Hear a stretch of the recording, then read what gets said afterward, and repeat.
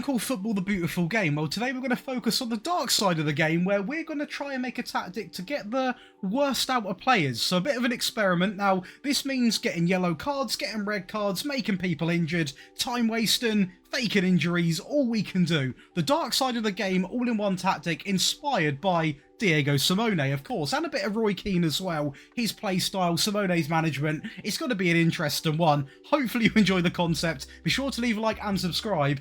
I'm pretty interested in what's going to happen today. Now, first up, I had to test with Atletico Madrid because it's Simone's team. Now, I will say we didn't win the league. We actually finished in third, but we do achieve a Champions League win. Now, I'm going to see the path of how we won this, because did we get lucky? Did we scum our wins? We'll start from the round of 16.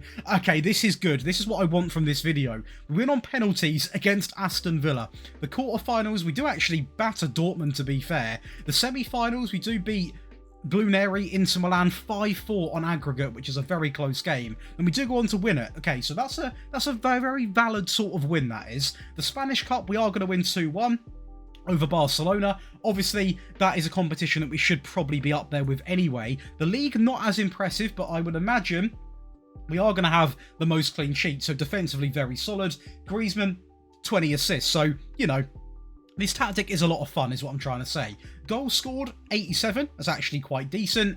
Most clean sheets, actually first place, which is decent, with Barcelona. Second place when it comes to the conceded. Shots, second place as well. So based off the stats in the league, we obviously aren't as good as Barcelona or Real Madrid, but we have taken home 2 pieces of silverware, which, for a tactic which the first one on my entire channel is designed for more fun than anything else, it's doing quite well so far. Now, 2.29 a game, which is okay for this league. 0.71, again, very good. 88% pass completion, and 14.95 on the shots per game. I'm surprised we've achieved stats like this for a tactic that is designed to get sent off and time waste. Very interesting how this match engine works. Whenever I win a Champions League final, it is a rule on this channel, we always do watch the highlights. And one thing that I found interesting is we actually went 1-0 down in this game. Now, this tactic isn't known necessarily for its attack and quality, but we get back into the game inside of 68 minutes, and they absolutely bottle it and let us win that Champions League, of course, 2-1. Conor Gallagher. Leeds are known for being a bit of a dirty team, some of the challenges, and of course, you know, a lot of people just see them as a little bit of a team like that. For me, I haven't really got an opinion on it, but I thought we'll include them in the video for that reason. And you know what? We actually had a very good time in the Sky Bet Championship. Both of the English Cups, we got quite unlucky to match up against Premier League quality teams quite early on in the Cups as well. But the Championship, obviously we come out, we did lose 3 games, we drew 10, but we do take it home by quite a fair few points. No players in the top goal scorers, but it appears to be, average rating wise, looking at some of the players in there, we have got a lot of people backing up the defensive side of the game. Defensively, I guarantee we were solid. 21, incredible. Clean sheets, incredible. Most dribbles, very interesting. Most shots, most goals, and the fewest shots against. This actually done incredibly well for the Championship, and I would imagine 2.28, so pretty much the same. Very few goals conceded.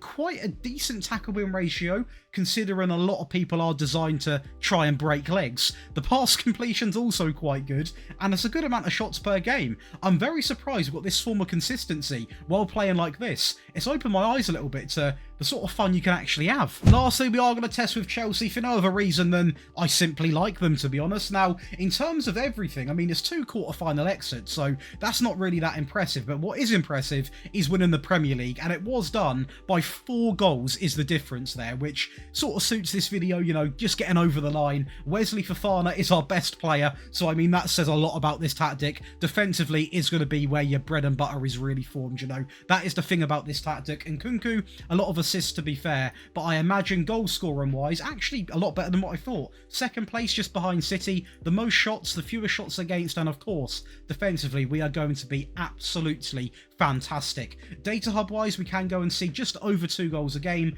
way under a goal a game conceded, and these 3 stat lines pretty much remain in exactly the same.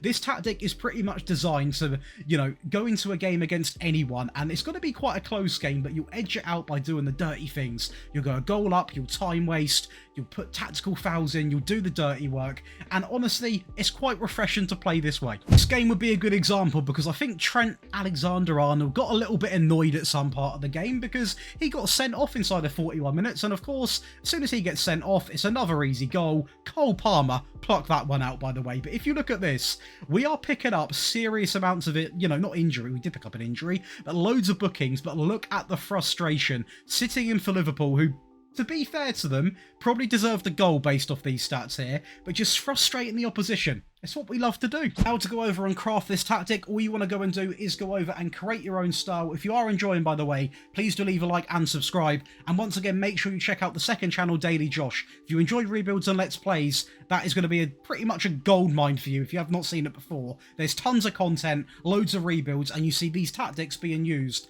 over 5 to 10 seasons, so it's a real big test. Now, I will go over and just tell you this, a 5-3-2, let's go in and let's load it in. Once you've actually got this loaded in, we are actually going to be using the balanced mentality, so that is quite simple. Now, the goalkeeper is going to remain as a nice and simple goalkeeper, and we are going to use this exact partnership of 2 central defenders, one on the cover, very similar to the Simone system, but there's going to be one key instruction. Now, can you guess what it is? I'll give you a couple of seconds. You've probably guessed it. It is, of course, going to be set to tackle harder, and that's going to be on every single player in this back three.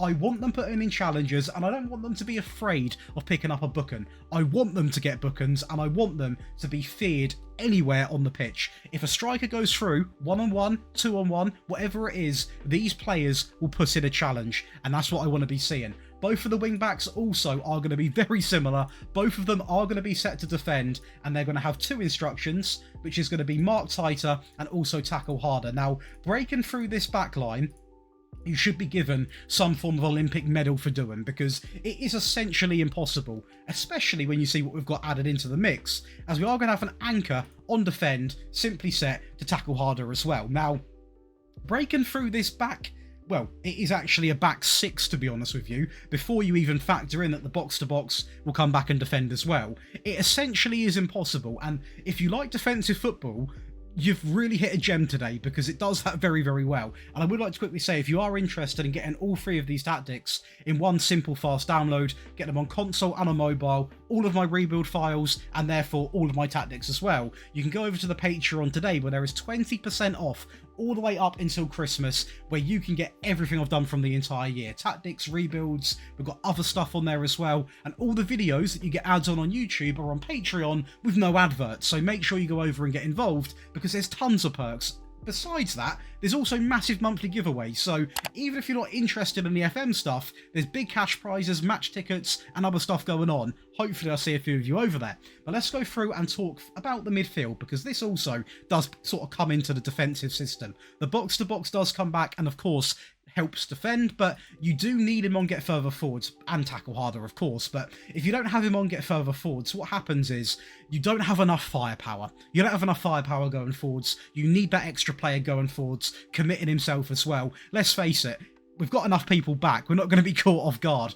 Therefore, next to him, we can go with a central midfield player who is going to be set to attack, and he is going to have a few instructions: tackle harder, move into the channels, and also roam from the position.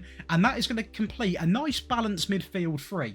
And to finish it off, we are going to utilise a deep line forward, someone a little bit deeper to pick up and receive the ball, and he is going to be set to roam from the position and also tackle harder.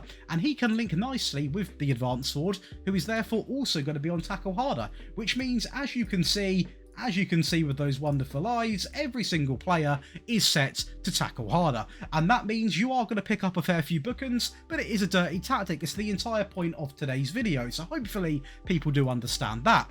In possession, we are going to go to standard, pass into the space with mixed crosses, run at defence. Time wasting, we're going to time waste from the get-go. I'll be honest, we're going to time waste right from the get-go. Any opportunity we can. The only way this should be off is if you're a goal or 2 down and you want to obviously go direct, get your goal and get back into the game, get the lead. Of course, you don't want to time waste. The tempo is going to go down to slightly lower, and the passing is going to remain to standard. If you've got my set pieces, play for them, because they're absolutely broken. Or if you've got your own, anything that hits the near post will be absolutely golden, because a lot of goals do do come from set pieces, especially in a tactic like this. In transition, we're going to regroup and then counter, meaning we're going to have a lot of players fly forward, but even this is what I love about this system. Even with the wing backs and these two going forwards, you've got 3 centre backs and the anchor sitting back, you're not going to get countered on. You are not going to get countered on. But you can also then slow the pace down and simply take long goal kicks. And lastly, out of possession, the standard line with the mid block, and simply more often. And that's going to give you the default version of this Dark Arts tactic. Now let's go to the attacking version, where you can expect to obviously go and score a few more goals. So if you want to use this system but think, Josh, come on, I want to have a bit more fun, let me score some goals, this is perfect for you. So let's go over and talk about that quickly right now.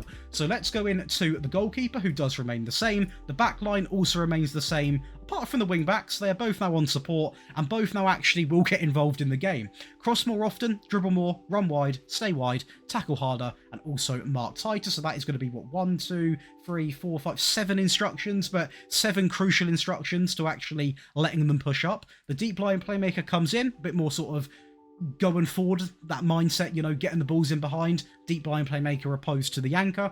On tackle harder. The box to box remains the same. The central midfield player also remains the same, but on this occasion, 2 advanced forwards, both on tackle harder. Now, the mentality goes up to attacking. To clarify that, we're going to go to fairly wide with the attack and width, pass into the space, run at defence is also going to be selected, mixed crosses, and these 2 remain in the middle, so not really too much to talk about, to be honest. You don't want to time waste when you are, of course, trying to get back into a game, and you don't really want to play for set pieces because you want your goals to be done through open play, because you've probably got more chance of doing it, if that makes sense. In transition, this remains the same because that setup is just absolutely remarkable, and we are simply going to take long goal kicks, get the ball up the pitch, we're trying to chase a goal. Out of possession, therefore we are going to push up the line to the high press and the standard, and because there is now a bit of emergency, we are going to max out the trigger press, and that's going to give you the attacking version. Now if you somehow need an even more defensive tactic, now this would be used, never go into a game like this, but if you're clinging onto the edge of a game and you're like, Josh, I've got like 10 minutes left, my players are finished, they've got no energy, I need help. This will not concede a goal, okay? This is what I like to call, I don't even know what I can call this. It's one of the worst things to happen to football, but trust me, you will not concede a goal. Now, first of all, the mentality's down to cautious, so that plays into it as well. The goalkeeper remains the same. All of the centre-backs also remain the same. The wing-backs go back to tackle harder and mark tighter. An anchor on the left on tackle harder. A DM on the right, simply on support, no custom instructions. A defensive central midfield player on tackle harder. The box-to-box, make sure he is on get further forwards, because if he isn't, it's going to be the complete forward by himself. Make sure he's allowed to get further forwards and also tackle harder. And the complete forward is also simply set to tackle harder as well. Now, the team instructions, once again, we are going to go down to cautious. This changes a fair bit, so make sure you're copying this. So we are going to pass into the space. Time wasted is now all the way going to be maxed out. No arguments with that at all. One of the few opportunities to score a goal is going to be from a set piece, so just play for a set piece because that's where your goals are going to come from. The tempo is going to be all the way down to lower, and the passing is going to, of course, have to be more direct to hit that complete forward.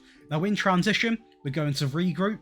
We are still going to counter, because you can see on the map here, this is also another chance you are going to get to score, but don't worry, because you might be thinking, Josh, why are you going to counter with a defensive tactic? You are going to have 3 centre-backs and 2 DMs to protect you. You will not concede a goal. It's better to have this on and still have a chance to score, considering having this not on, and your only chance then is literally set pieces. You need to have counter on. We're going to slow the pace down and take the long goal kicks to hit the complete forward. And lastly, out of possession, and this is where it gets really negative, we are going to go with the lower line, the mid-block, invite crosses because we've got an entire team to defend them, stay on the feet and whack this up to more often. And that's going to give you not 1, not 2, but 3 variants of the Dark Arts tactic. Now this is probably one of the funnest videos I've made this year. A fun tactic that isn't even too focused on the results. We are at the end of FM24 now, of course with the delay as well. It feels like the game's been out for 15 years. So if you've got any fun concepts, please do leave a comment and hopefully you can sort of take this as a funny video, because at the end of the day, you got to have fun. The game's been out now for, it seems like, literally 15 years. You got to have fun. This is a lot of fun, and it wins trophies. It's the perfect combo. Hopefully you have enjoyed. Be sure to leave a like and subscribe, and I'll see you, what is that, in the next one.